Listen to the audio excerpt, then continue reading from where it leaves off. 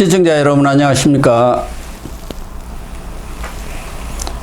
11월 23일 시사정담 시작하겠습니다. 배종찬 인사이트K 대표님 나오셨습니다. 배 대표님, 네. 조국 혁신단 대표, 자기 이름을 당명으로 쓴 사람은 아마 전 세계 저 아프리카에 무슨 추장 말고는 그러니까요. 없을 거예요. 북한도 안 그럽니다. 예. 어쨌든 조국이 2019년 12월에 예. 뭐 온 국민이 잘 아는 자녀 입시 비리, 또 유재수 감찰 무마, 청탁 금지법, 뭐 이런 걸로 해갖고 지금 8개 1심에서 유죄 판결을 받았습니다. 예. 기소돼 가지고 그것만 하더라도 한 3년여 만에 나왔어요. 그리고 지난 2월에 또 2심에서 똑같이 2년 징역형을 선고받았습니다. 1심에서 2년 그리고 2심에서 2년 했는데 동일합니다. 네. 서울고법의 김우수 부장판사가 다른 사람들은 고법에서 이렇게 징역형 받으면은 법정 구속시키는데 예. 또 안 시켜가지고 오늘날에 조국이 저렇게 지금 큰 소리를 치고 있었는데 이제 12월 12일 12 날 조국의 운명이 결정이 되는데 12. 뭐 파기환송은 거의 뭐 가능성이 없는 거죠. 거의 없다고 봐야 되겠죠. 파기환송을 하면 원래 소부에 있던 것이 전원 합의부로 가서 거기서 결정하는 게 지금까지 관례거든요. 한 예. 번도 소부에서 파기환송한 적이 없습니다. 대법에서는 예. 전원 합의부로 갑니다. 그렇죠. 소부에서 의견이 안 맞아갖고 전원 합의부로 예. 가서 거기서 파기환송을 시키기 때문에 소부에서 의견이 합치됐다 이렇게 봐야 하는 거 아닙니까? 그럼요. 대법원 3부인데 재판장이 엄상필 예. 그리고 3명의 대법관은 오석준 보수 아닙니까? 예. 이수견 이분도 보수예요. 이번에 교체가 됐습니다. 원래는 노정희 대법관이라고 그 속구리 투표로 유명하신 선거위원장 하신 분이 노정희. 여기는 진보입니다. 진보. 네, 예. 이분은 이제 물러가고 속구리. 이수견 대법관이고 예. 그 중에 이제 문제가 되는 사람이 이흥구 대법관입니다. 예. 이분이 서울법대 조국하고 동기동창이고 같이 다녔고 또 운동권으로서 운동권도 같이 했던 사람이기 때문에 예. 이흥구 이 대법관이 조금 제동을 건 것 같습니다만은 법리라든가 증거로 봐서 어쩔 수 없었던 것 같아요. 이걸 뭐 사심으로 제동을 걸 일입니까? 그러니까요. 아빠 찬스, 엄마 찬스 그것도 서울대 교수직에 있으면서 저는 외국 같으면은 고 박사님 아실 겁니다. 엘리트 범죄는 더 가중이에요. 그렇습니다. 그래서 조국이 12월 12일이면은 그날로 금패치가 떨어지고 이제 깜빵으로 가는 거죠. 대선도 못 나가는 거죠. 한 2, 3일이나 일주일 정도 여유는 준다고 하더라고요. 예, 가서 예. 옷도 갈아입고 좀 준비해갖고 마음 다져가지고 들어라. 되게 그러는 모양이던데 어쨌든 이제 깜빵에 가고 서울구치소에 있다가 여기는 이제 다 선고가 끝났으니까 그렇죠. 의정부로 가든지 뭐 어디로 가겠죠. 네, 의왕으로 가든지. 네. 의왕이 서울구치소니까. 의왕은 아닙니다. 네네. 의정부든지 어디 청송으로는 안 보낼 테고 청송은 아닐 뭐 것 서울 같고요. 근처에 보내지 않겠나 예. 그런 생각이 드는데 네. 어쨌든 조국으로서는 어떻습니까? 이번에 구치소에 들어가면 본인은 가서 몸을 단련시켜 갖고 나오겠다. 운동을 거기서 열심히 해갖고 그런데 그런 얘기 좀 안 했으면 좋겠어요. 앞으로 가능성이 뭐 있습니까? 정치 생명이 살아날 가능성이 있나요? 저는요 정말 조국 대표가 뭔가 명분을 얻을 만한 거였다면 저는 충분히 일어설 수 있다고 봅니다. 예. 근데 아빠 찬스, 엄마 찬스 그건 아니잖아요. 적어도 그렇죠. 정의를 부르짖어 왔고 산호명 출신이고 그리고 서울대 법대 교수고 예. 그리고 또 민정수석으로서 누구보다도 정의를 더 규명해야 될 인물이 아빠 찬스, 엄마 찬스 그게 될 말입니까? 할 말입니까? 있을 일입니까? 예. 저는 국민들 앞에 석고 대죄하고 정말 반성하면서 뭔가 국민들을 위해서 어떤 봉사를 하면서 살아갈까 조용한 삶을 살아가야 되지 그걸 뭐 바깥에 나가서 떠들고 더 당당하게 그럴 사안이 아니라고 생각이 듭니다. 네.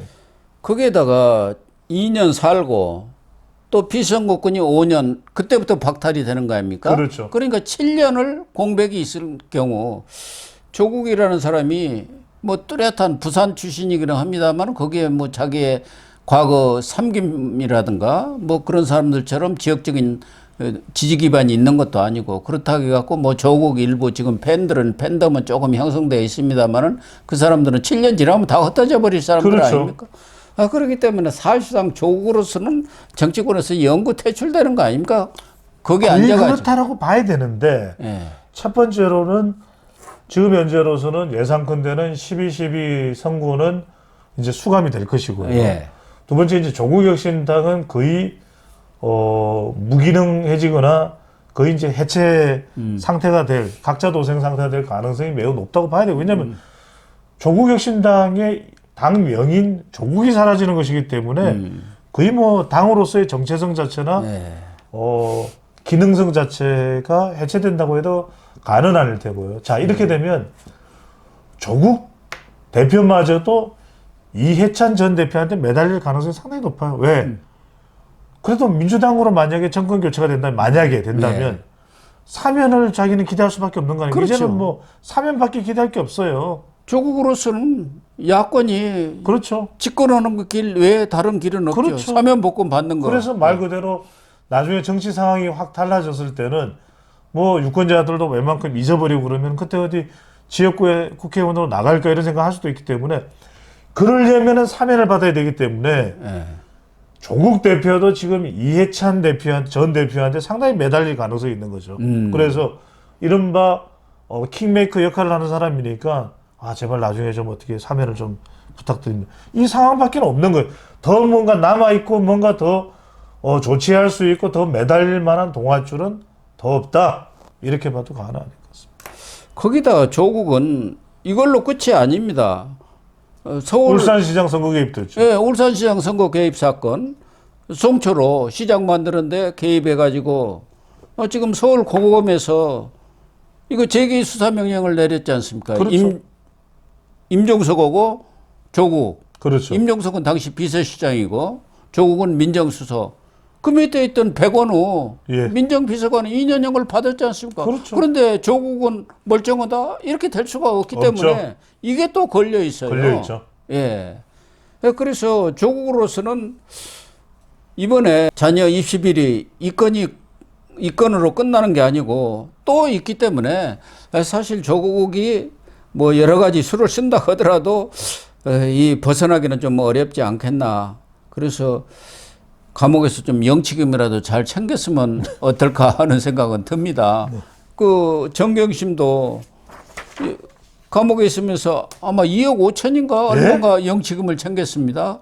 그렇게 또 조국의 팬들이 돈을 많이 보내줘가지고 그거 갖고 나왔지 않습니까? 기부금이군요. 네. 더군다나 이 엄상필 재판장이 대법관이 예. 정경심에 대해서 4년형을 때려부른 사람 아닙니까? 아주 엄히 또 꾸짖었지 않습니까? 상필했군요. 네. 예, 엄히 꾸짖었죠. 예. 그 4년형을 내리면서 어떻게 이 우리나라 최고 엘리트가 이런 범죄를 그렇죠. 저지르고 그것도 또 자기 조교라든가 그런 사람한테 모든 책임을 떠넘기느냐. 예.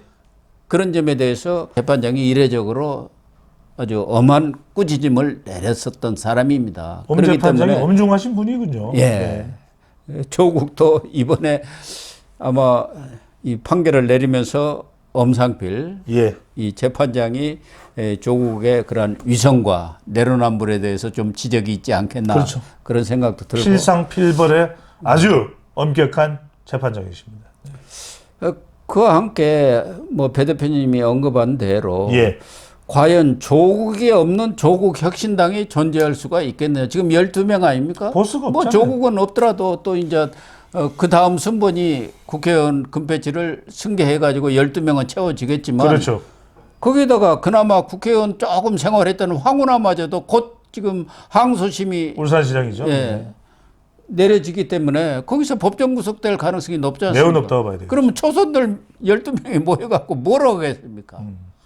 그래서 결국은 조국 혁신당이 뿔뿔이 흩어질 가능성이 많다. 독자 그렇죠. 생존을 하기는 어렵지 않겠나. 90점이 없기 때문에. 그렇습니다. 예상컨대는 일부는 민주당 또 일부는 또 다른 정당 이렇게 해서 각자 도생의 형태로 허튼 모여가 해처 모여가 될 수밖에 없는 상황으로 봐야 되죠. 왜냐하면 그만큼 그래서 지난번에 총선 때도 그 이야기를 했습니다. 조국 대표가 대부분 선거를 앞두고 있는데 지금 당을 만들고 그러니까 재판 지연되는 것이 이렇게 비정상적인 상황 자체를 자꾸 계속 만드는 겁니다. 그러니까 지금 김명수 사법부의 최대의 그 원죄가 바로 재판 지연 아니겠습니까? 예. 그러다 보니까 자꾸만 이런 상황들이 벌어지는 거죠.